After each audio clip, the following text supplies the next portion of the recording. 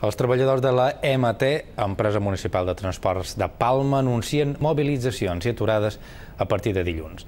Denuncien que la direcció de l'empresa incompleix acords sobre descansos del personal i seguretat des de fa 3 anys.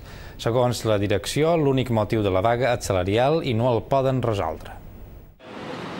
Els passatgers de l'EMT podrien patir les conseqüències d'una llista de mobilitzacions previstes pels treballadors. Aquests anuncien concentracions, aturades parcials i altres de 24 hores si no s'assoleix un acord amb l'empresa en els propers dies.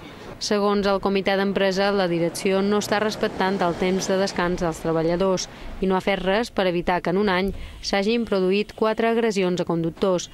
Demanen mampares, sobretot a les línies més conflictives. Hi ha hagut conductors que els han robat el dobbell mentre s'han anat a defensar qualcú a dins l'autobús perquè s'estaven barallant.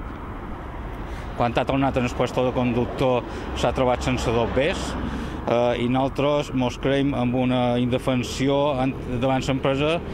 Segons la direcció, el motiu de la vaga és exclusivament salarial. La normativa impedeix pujar l'IPC al sou dels treballadors d'empreses públiques, un fet que també afecta els de l'EMT i que, per tant, afirma que no pot solucionar. Nosaltres entenem que ells ara volen aprofitar el moment electoral per fer pressió damunt l'empresa i damunt l'Ajuntament de Palma davant la imminència d'unes eleccions, però no podem... Ojalà els hi poguessin pujar l'IPC i molt més, però en aquest moment hi ha una llei de pressupost que ens ho impedeix.